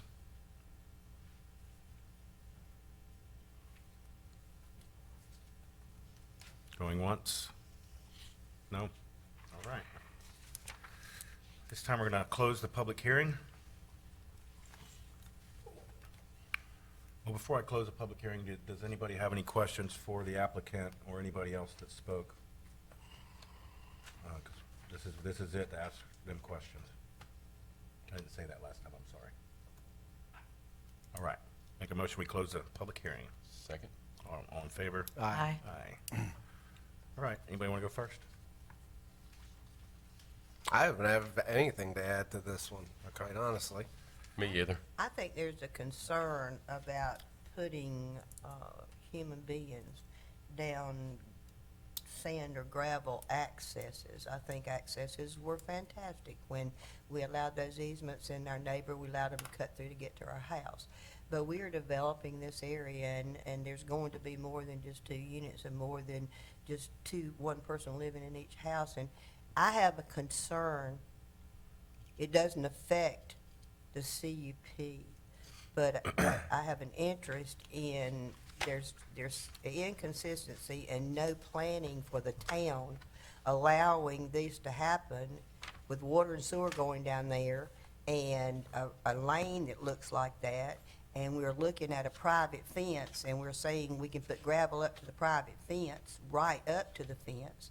And I have a concern that nothing's coming from the town to say we need to address that access. And if there's people down there, it's more than just an access. That access is normally for one kind of property. So I just want that stated in the minutes so that when the council's looking at it, they say, wait a minute, as a result of this CUP approval, we have an obligation to address that access. Thank you, Ms. Kennedy. I don't disagree with that one bit. Anyone else? No, I Ms. agree Boswell, with- Mr. Rouse? Is there a turnaround there? I'm just curious, Miles. There's not. It goes in and turns left and comes back out to Access Road. Okay. I drive that area a lot too, obviously. I live in Pleasure K right behind there. Uh-huh. Okay. So Um, how do you turn around? You turn around on your property? One way, yeah. Just thinking back to the last discussion we had with the fire truck turning around. I mean, very appropriate. Did other than the add-on onto the Keys Lane, did the fire department have any other comments? The fire department did not. Okay. Anybody else? I'm gonna go ahead and make a motion. I'm gonna make a motion, we recommend to approve the CUP as defined, that it does meet the 7 specific standards and 4 general conditions. Location and character of the use if developed according to plan as submitted and approved will be in harmony with the area in which is to be located and in general conformity with the town land use plan and policies. And if you could add the additional 5-foot. And with a recommendation to add the additional 5-foot easement in front of this property and improve Keys Lane. Second? Any discussion? All in favor? Aye. Thank you. All right. Moving along. I lost my dang list.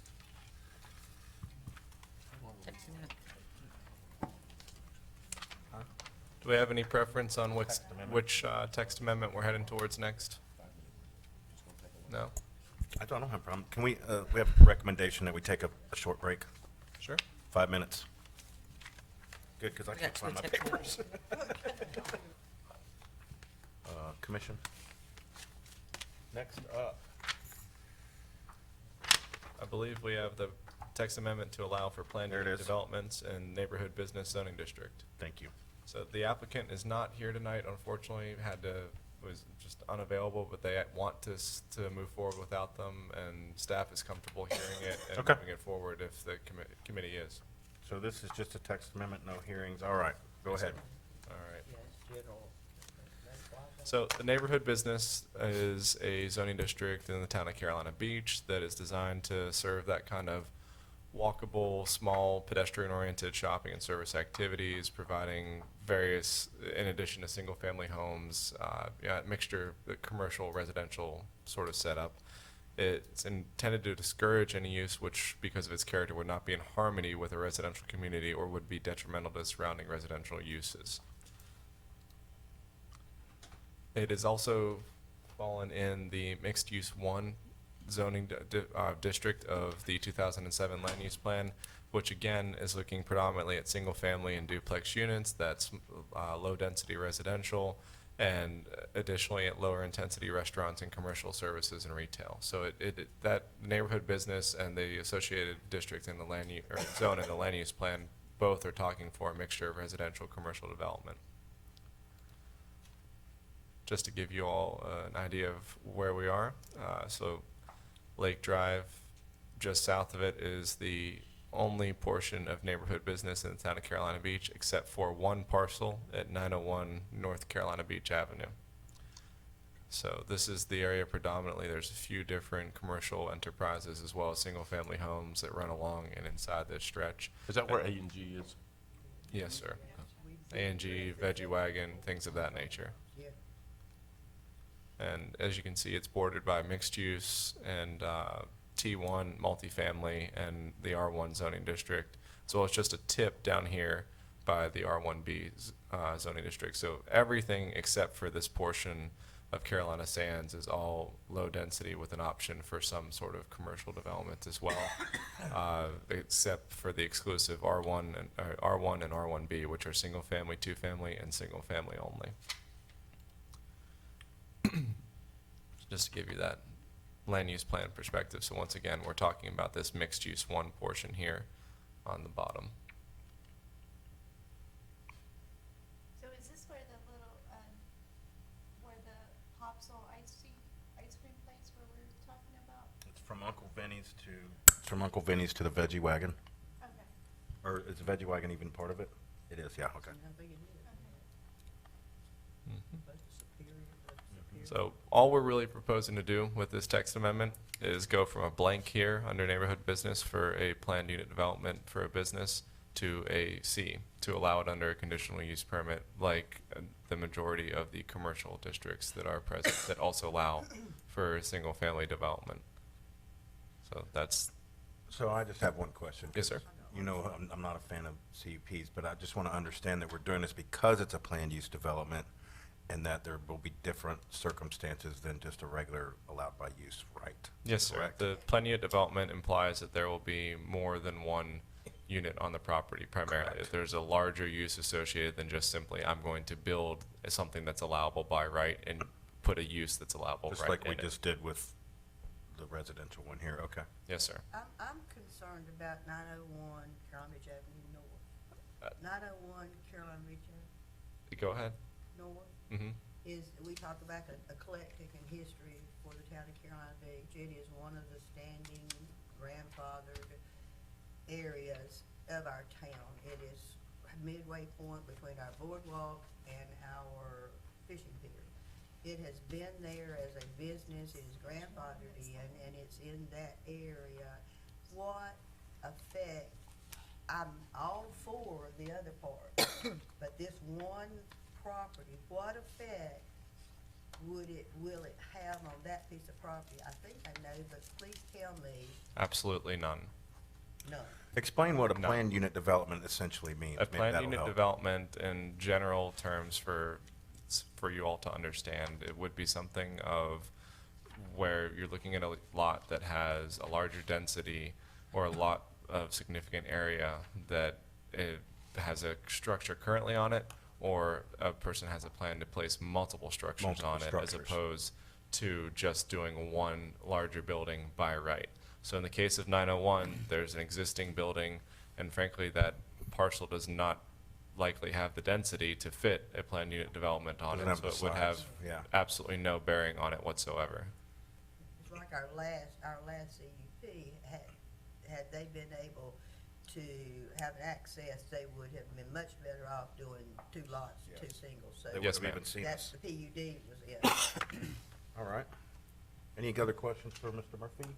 And just for clarification, staff acknowledges that this zone is primarily recommended for lower intensity commercial operations, but does not have any objection to allowing 2 commercial structures on a lot, as neighborhood business does allow for commercial opportunities as well as a mixed one use. They specify lower density, but 2 units on a lot does not necessarily imply, greater High density. Okay. Anybody? Questions, comments, concerns? What's the maximum effect on the, you would anticipate on the density if it's 2 buildings with 28 units each on them? I mean, are we really increasing the possibility of density? See, So let me ask it this way. I think I know where you're going with this. Is this a strictly commercial or is neighborhood business, this could be multiple residential structures on one lot? This text amendment specifically is referencing commercial structures. Okay. So somebody could have multiple little stores on one larger lot, or retail or restaurant or It- whatever. The, But the, it could the also- goal of, go ahead. But it could also apply to residential. We have 2 separate plan unit developments. We have plan unit development commercial and plan unit development residential. This This is request is commercial. for commercial plan unit development. So it only affects if it's a commercial, So that's a safe, that's a density. Building. That's a Business as it's safeguard for written. density, so And, good. yeah, we're not changing the density at all with this. It's just have to allows meet the more density. flexibility in design. Instead of doing a strip center, maybe you have, 3 units that are attached, you have them detached, and maybe more innovative in design. You still got your parking requirements and all Yes. of that. None of that changes. In fact, it becomes more strict because it's a conditional use permit and it gives planning and council potential to impose standards. If they actually do it. Just to be clear. that was a nice job. I'm impressed. It's a check. Town I has no like it. issue. We're getting ready to be neighbors. Let the jousting begin. Sorry, I was having a little fun. And town has no objection to this. No, they recommend approval. All right. It doesn't meet the current land use plan, but they have no objection. Will you bring up what your recommendation was? That's what they said. We're not changing the density. Yeah, yeah, right, no, we're not changing it. But because it's I'll make a commercial, motion that's if the you safeguard. give me something You're to only read, approving the Jerry. text change for the commercial. Correct. I'll make the motion if you give me something to read. It's right there? Do it. Oh, no, it's not. It's right here. My page or something. No, so if I can please, help. please reference the screen. The PowerPoint has been updated. Statement of approval. Yeah, so first bullet point. 6 years, I still haven't memorized it. Oh, I know, I have to read it. Can you make a Oh, motion? right here, where's this statement? of approval? Statement for. Yes. I'd like to make a motion, a statement of approval, requesting a statement of approval of the commission, whereas in accordance with the provision of North Carolina General Statutes 160A-383 does hereby find and determine that the adoption of a text amendment to amend Chapter 40, Article 8, Section 40-72 to allow for PUDs in the NB zoning district in the town of Carolina Beach is consistent with the goals and objectives of the adopted land use plan and other long-range plans. Do we have to state commercial PUD? No, it's in there. Okay. I second the motion. Any Neighborhood discussion? business, yeah. All in favor? Aye. All right, next one is text amendment to amend Chapter 40, Article 3 and 18 to address how uses in the Conservation District, allowed uses in the Conservation District, applicant Town of CB. Which one of you's got this one? All right, Mr. so. Murphy? First of all, we need to make a clarification. When this was originally presented to me last week, when I was scrambling to get it together before Dorian got here, I was told that we were updating the conservation district. We are not. We're actually refining a use and a definition of government and public facilities. So there's no change being made to the conservation district whatsoever. We are just doing some work in regards to government and public facilities, clarifying some definitions and the uses associated with them. So I apologize for that confusion, but it was a hasty job last week, and we're cleaning it up now. So we're going to be looking at Section 40-72, Table of Permissible Uses, and Section 40-548, Definitions. regarding government and public facilities. So the language you see on your screen now is what will be changing. Previously, it was just listed as government facilities and facilities/utilities, and they were conditional in some use districts, permitted in others, and in definitions, there were actually two separate definitions, but public facilities was not addressed as an actual permissible use. So what we have done is combine the two, is now government/public facilities and utilities. We have made them permittable by right in all of these zoning districts as they are generally handled anyways, and have updated the definition of government and public facilities to incorporate both. So government and public facilities means indoor or outdoor areas of local, state, or federal control intended to serve public function as but not limited to transportation, sanitary sewer, solid waste, drainage, portable water, educational, parks and recreation, and health systems and facilities. As you might imagine, staff recommends the approval of language update to government public facilities use and definitions. And this would be what you would need to read off. So I got a question already. Yes, sir. So basically, we're saying no conditional use permits will be needed anymore for the government to do whatever they want to do as far as public utilities and references. Yes, sir. Whereas before, in residential areas, they needed a CUP from themselves, I guess. Yes, sir. Okay. All right. That's the only question I had. Anybody else? You can go back to the other page. Too far. I'm going to make a motion that we approve the text amendment, whereas in accordance to the provisions of North Carolina General Statutes 160A-383 does hereby find and determine that the adoption of a text amendment to adapt Chapter 40, Article 8, Section 40-72 and 548 to adjust the definition and use of government public facilities in the town of Carolina Beach is consistent with the goals and objectives of the adopted land use plan and other long-range plans. I have no recommendations or restrictions. Anybody have a second? I'll second. Any discussion? All in favor? Aye. Aye. I always wanted to do that. Order. I almost did it earlier. All right, is that it? Non-agenda next? I lost my page again. Non-agenda items. I keep losing my agenda. Non-agenda. Non-agenda. Non-agenda. I All have right. not an item. Yes, ma'am. Miles, where are we with, I know it's been 5 months since we talked about the tree ordinance. Have you checked on that what's up for legislation with North Carolina? We are still in the process of that, and obviously, it's been a very busy summer. If y'all are aware of all the business that has come through in front of you, as well as council, that ordinance has, as we mentioned over the summer, transitioned into more of a stormwater ordinance as opposed to a tree protection ordinance, as there were a lot of opinions expressed by both planning and zoning, council, and the public that the town had no business trying to tell people what trees they could and could not take down on their private land, especially given the size of parcels in the town of Carolina Beach. In the case of the stormwater ordinance, that's still being mulled over by the Canal Drive Committee because they're doing substantial work, hopefully trying to address stormwater specifically on Canal, but more largely if they come up with any sort of ordinance, it will have to be incorporated into whatever myself and the stormwater department actually put forth in front of you. So we're still waiting for them to give us their groundwork such that we're not doing double the work in hopes that everything can be joined together and provide hopefully a welcome relief or at least a boon for future development in the town of Carolina Beach.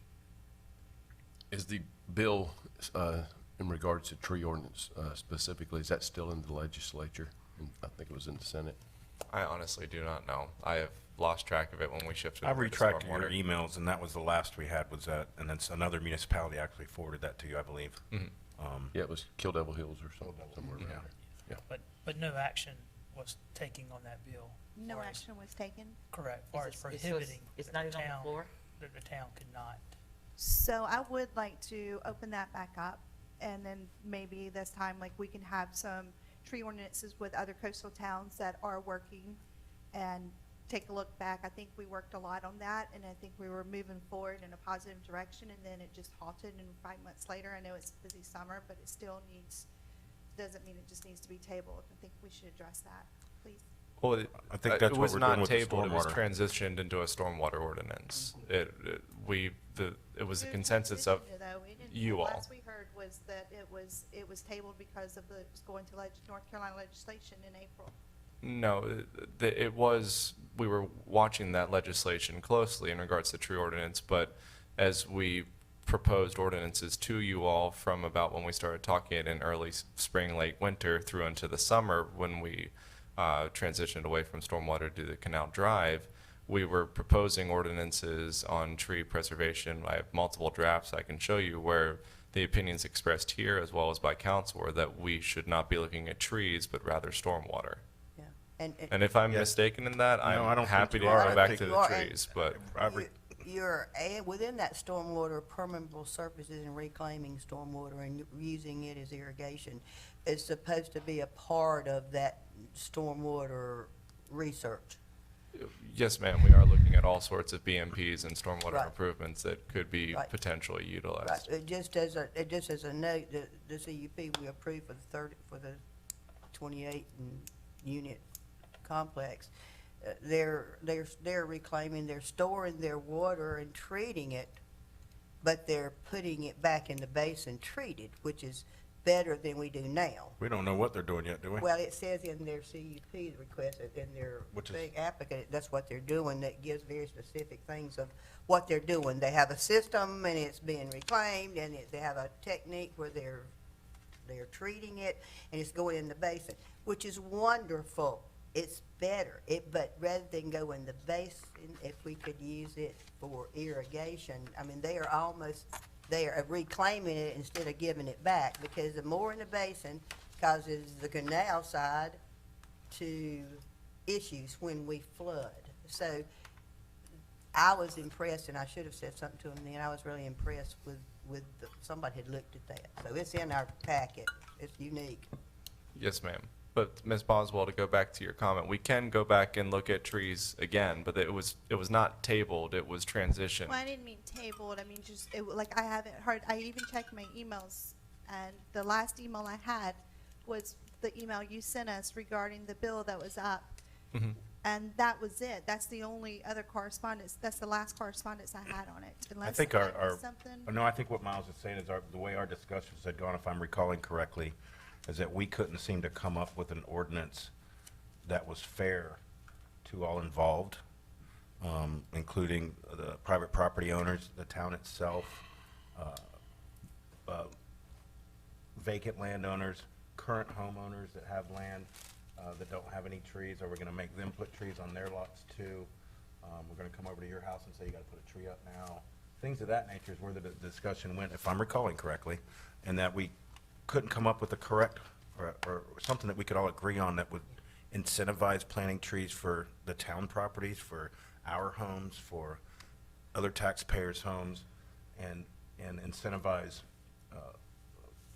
vacant landowners when they have to cut the trees down because they can't build with them there to plant another tree in its place to that effect. We couldn't come to anything, if I remember right, we couldn't come to anything that everybody agreed upon here and in council. But that's not, the last meeting I remembered was that we had said we had liked parts of 2 of them, and they were gonna bring it back to us. And then the law thing happened. Can you and forward all the that's minutes for when- those meetings to us? We absolutely can. Yeah, how about The we last start- Yeah, I time, can look at them online too, Yeah. but yeah, the last meeting, because we were still up in, like, they were gonna bring us back, we'd like parts of 2 different of the 4s, and then they were gonna bring those back to us, but then when he said, okay, like, that's why he sent us the thing that states, so we just stopped the discussion on it and we're waiting to see what happened in legislature. And now Jeremy said that didn't go anywhere, so I think we can proceed with where we left off. It didn't go anywhere yet. So- Well, Yeah, yeah, it but we can can be have revisited, something but yeah, ready this if legislation we did. can. And what I was reading on the bill, that it said those that were already in would still be in. Like if the city has that, like the city of Bloemandaal, they have their tree ordinance, even if the state says the ones that are existing will still be existing for the towns. we can absolutely go back and. I remember what Miles was talking about, the discussions, at least in my recollection, is that the discussions got pretty acrimonious because everybody, a lot of people were interested until, oh, this affects my property also. If you remember in the very beginning with the tree ordinances, it was all gonna be on new construction. I remember specifically hearing at a meeting we had with council, Miles, you may recall, or Jeremy, it was said, no, this will be from new construction. There's no way to enforce existing homes. Somewhere that morphed, more and more people got involved in it. More and more people, and I recall what you're saying, Miles, people were like, I don't really, town doesn't have, I think that was the general consensus, or a lot of heat. The town doesn't have any business telling me what trees I can cut down or have to have, et cetera. It went there. Initially, we started talking about the size of these 5,000 square foot lots, and there's no way. And then it went from new construction, where you can't just do it to them, you gotta do it to everybody. And that's where we were. Well, we were so blown out of where we started. It That's my just- point. it just didn't even resemble the first thing we brought in. It was going nowhere. So, and then this new legislation came up, and then we're waiting to see that, but we had no consensus at that point, because it got in from private property to, I agree with you, Mr. Ralph, so it's just not a pleasant thing. Well, that was my understanding, but obviously we're welcome to jump Bring up back the into minutes of the trees last, as well. will you email all of us the minutes to the last meeting, because I'll forget to go online and look. Oh, I'm sorry, I Well, got a lot going on. do you want them from the last time we discussed the The stormwater very last time, ordinance, or well, the last and time how we did it morph discussed into the trees? stormwater? Because I used to have to refresh my memory. It's been, we went through this Well, for 5 months. and- That was when those discussions about the rights that we can force on homeowners, and do we put trees on how do we fit trees on 5,000 square foot lots? Is it just new? Is it just existing, et cetera? That transitioned into, okay, maybe, trees are not the objective. Comments were made by, I believe, by planning and zoning or council, either in meeting or outside of session, that maybe we need to be looking at stormwater instead. And so that was where the transition Trying was to do made. more retention on the sites. like Exactly, because the stormwater is presentation something we that got. puts With less the- of a burden with on the rain each individual gardens and all that. homeowner in regards to spacing, and it has better potential to be utilized by a new developer, while simultaneously not limiting what they can do with the property, because they have to save this tree, or they have to find a way to plant 3 canopy trees or something of that And it nature. was the aesthetics versus the areas, the aesthetics is totally different than the tree itself maintaining, and catching runoff and stormwater. So I think the tree planting changed the stormwater. That's how it logically went to stormwater. Even the presentation the lady gave was, so. I really enjoyed that. Yeah, it was. Yeah, That yeah. essentially is how you get the stormwater, because the trees are aesthetic, true, but they also work, and they were working to manage the stormwater, so that's how. When Tracy came and presented, was one of the Tracy. transition points from the tree focus to the stormwater focus, because that's the direction that I was given. where are is we at let's with the stormwater? investigate stormwater. Where are we at with the stormwater? As I said a few minutes Been ago, busy. Okay. it's Canal Drive's ball right now, and as soon as So we're they waiting have on their them. ordinance written, then we will take it over and compound everything that they recommend, and along with our recommendations for more general issues in the town of Carolina Beach. Including permeable surfaces and. We'll see. That'll be something that'll come up in Stormwater. discussion whenever it comes to you all. But Yeah, that- just- that was just one item more. We were going to address, and we just didn't want 2 town committees presenting 2 different elements. of Yeah, it makes stormwater perfect conflicts sense. with each Ju- other. Just one more point. When you look at 75% of the residential parcels available that are vacant, roughly 75% of the available parcels in the town Built are on. 50 by 100 lots. Yeah. So you're really not talking about a tree ordinance on a 50 by 100 lot. What, in essence, what it comes down to, in my opinion, is you're talking about increasing fees to be paid, because nobody, if you've got a 50 by 100 lot, you've got 7.5 foot setback, unless it's on a corner. You got the front and the back. You know where you got to put your Driveway. the driveway and all that. So really what you're talking about is just increasing. So I think the people are going to pay if it's $100, $200, $300 fine, whatever, to get Which it. defeats So, the but we're really not doing anything. Well, it defeats the purpose. Melanie's purpose is beautification. Right, and I agree with her. aesthetics and heritage trees, and when you slap $100 on there for me, I can cut the tree, give me $100, tree's gone. Yeah.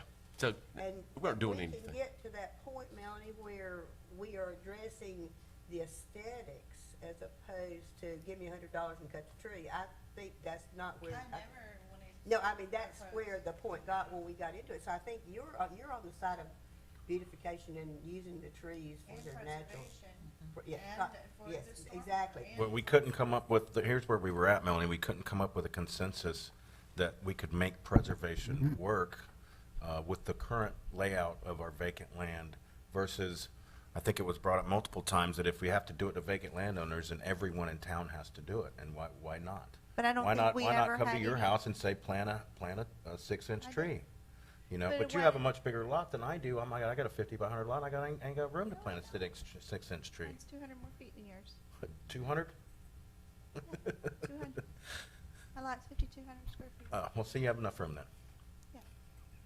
But you need a tree too.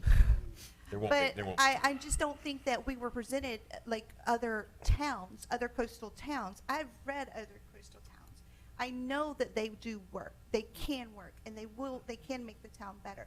I don't think that we were presented that, and that's why I was asking if we could just, now that it's been 5 months since we discussed it, and I think there was a lot of work put into it, and we're still at the same place we were back in April. Why can't we just readdress it and let's look at some other towns' ordinances? If you remember, we got caught up in the weeds on who judges and we can probably go on all night because we could Yeah, I don't wanna create a rehash meeting. 5 more months, But but- we really got up in kind of who's in charge, who does it, do you actually hire an arborist to say which trees you keep and all that stuff? And actually, we were the rat that got on the wheel and we were going, so. Also, something to consider, Melanie, with other tree ordinances in other towns is how long have they had them in place? We're 80% developed. You know, did they start off developing their town with those tree ordinances like Oak Island, I believe, did? And they've been in place for a long time. So we're not exactly the same in those, if you look at it that way. Better late than never. Okay. I propose we wait and see what the stormwater stuff comes out of Canal and then come back. And then if we feel like we need to come back to trees, then, you know, I'm okay with Would that. that be agreeable, Melanie, with you? to Once let's- Canal let's Drive get comes the- out with our stormwater stuff. The stormwater, which may include some landscaping and buffering, swales and bufferings per the lady that educated us, that may include some of it, which may open up a door to where you're Well, wanting to get. does the canal have a timeline for that? Like, do they have a deadline for when that's supposed to be? Next meeting, we could definitely get, report back to you where exactly they are. Okay, well, then in that case, I am. I mean, I just don't want it to be another 5 months or turn into another year, 2 years before it's like, oh, just like you said earlier, oh, we talked about this 2 years ago. Well, I mean, I don't think, especially, you know, much like the land use plan, we don't put a deadline on something like that we make sure we do it right. And the canal. well, the we don't need flooding a of the deadline, but a canal is- reasonable time to start something that we finished would be appropriate. Well, it may open up the door. I thought we to finished get it, that but- base that you're looking for, you know. Okay. Well, we're gonna and wait- see we're gonna what wait. they say next month, and then See what we'll happens bring it next back month. up on non-agenda items then. Any more non-agenda items? Thank you, Ms. Boswell. I have one. Yes. I'm gonna just filibuster here for another 45 minutes or so, unless I can watch Keith West. You'll be okay. You guys like to keep up to the nose, so I thought I'd give you my bike and pedestrian Please. update. So we are hard at work with creating a network of preferred roads that connect to all the green spaces that we have. We're hoping to have them labeled by November 2nd, which is Bike Rodeo Day. Just giving ourselves a deadline here. We're trying, but we're a volunteer committee, so you know how this goes. A week from today, the Clarendon Avenue multi-use path has a open house, something to consider. That's Clarendon is part of our network, what we call the Island Greenway System, because it connects the lake and the school to Mike Chapel Park and also to the Island Greenway. It's also a 90-foot right-of-way. And it's a 90-foot right-of-way, and it's, well, in large part, well, yes, 90-foot right-of-way doesn't hurt, but considering what the places that it connects. Yes. That's what we're focusing on here. Connects greenway to greenway, open space to open space. So whenever you're trying to go from one open space greenway to another, we'd like to designate streets that are primary bike and pedestrian routes. So we're working on that. Beware, the town on Tuesday is going to receive like 65 or 75 bike racks that were purchased with room occupancy tax money. Awesome. So probably be being placed out throughout the winter. Will they have The first thing- restrictions on compact bikes versus extended bikes like we do on Lake Park Boulevard with our cars? Haven't gotten there yet. The first Filibuster. ones that are going to get placed are going to be gifted to the school. And that'll probably happen Tuesday or Wednesday. Right, probably come right off the truck and get presented to the school. And we're also having some success talking to the town and poking and prodding about improving some of the beach accesses, particularly along Caroline Beach Avenue South. You know, we got some of these spots like Spartanburg is my personal bugaboo that has a big long ramp that goes to a bunch of stairs. So it's not really a handicap ramp. It does nothing. There's a handicap spot there. There's two parking spaces. One's a handicap, but no handicapped person will ever park there because it just leads you to more stairs. And if a big truck parks in the one spot, you can't even get to the handicap spot. So we're making recommendations about some of those spots to open it up more for golf cars, bike racks, make them just better bike, pedestrian, golf car access points to the beach. And we're also doing a labeling project so that when you're walking on the beach and you come to a public access, you know where you're at. That's Thank been you. a big Brilliant. concern. Actually, you don't know where you are. Yeah, my wife and I walk the beaches and such, and we've lived here for 16 years, and we often find ourselves, Where are we? is this Texas or South Carolina? You know, and we're scratching our head. So we're trying to address that, and also along the Greenway to put some small, small unobtrusive street signs along the Greenway for the same reason. So if you're on the Greenway and you're trying to go to your friend's house on Texas, you know when you get to Texas. Speaking of that area, Wilmington Beach, I do a lot of work in that area, and there's no sidewalks. So have they had, I know you're working on the area around the school and the park and getting to the Greenway, but the Greenway goes down through there as well. There's a lot of families that walk up and down Tennessee. I know we have very limited what we can do on Ocean, but that's a bad one too when a family's walking down the middle of Ocean with their stroller and a wagon in tow. About those areas, is that in the future? Yeah, we would probably focus on, I can't think of which street, there's some 90-foot right-of-ways. in Tennessee there, is one of them. But they're on the back burner, I won't lie to you. Ocean is DOT roads, that's tricky. It really needs one though. It does. But I understand. Tennessee is a 90-foot, Ocean is, and I think that's it over there, isn't it? And Alabama, And, which is the end of the Greenway. Yeah, and last but not least, I don't know if a lot of people are aware of this, but DOT has not only approved, but has also funded a traffic light at Lake Park and Hamlet. So as far as making that crosswalk safer, which is maybe one of the most hazardous crosswalks in town, because it's a wide street, I don't say 2 years from now, maybe, there'll be a street light there. I don't think a lot of people are aware of that. I apologize if I missed this, but are you working with the police advisory committee on safety access mechanisms? So if an accident or you're out there alone and you know how they have these blue light things where you push a button, and are you doing any kind of safety along those things? Because people travel by themselves, and I know on social media that somebody fell and hurt an ankle and somebody just happened to come by. Is there any idea that along the pathway, certain areas that you put up some type of a emergency. No, honestly, it hasn't come up, but Maybe I could suggest. ideas are always welcome, let's put it that way. I We're, just we're a think- volunteer committee, so we can only take on a little bit at a Maybe time. down the road, if you'll look, maybe police, they can come up with something to at least a notification. If something goes wrong, you can pull something and it notifies somebody. You're talking about something like on campus? Yes, Right. yes. And on that point, that's, but that has been discussed as part of our rationale, not just convenience, but safety is part of our rationale for wanting to label these streets. Right. If you're on the beach and you're hurt and you're not near a lifeguard stand, you know, how do you call the police or the, 911 and tell them where you are if you're not sure? So that So incorporates that's that. part of the, Right, that was I'm glad you part did of our that. consideration with wanting to do We all that. appreciate y'all's work on that committee as well. That's it. Let's talk about the tree ordinance. Okay. Let's go back. I want to. Anything else? Make a motion to, No, let's talk about land use. Make a motion, we adjourn. All in favor, aye. Aye.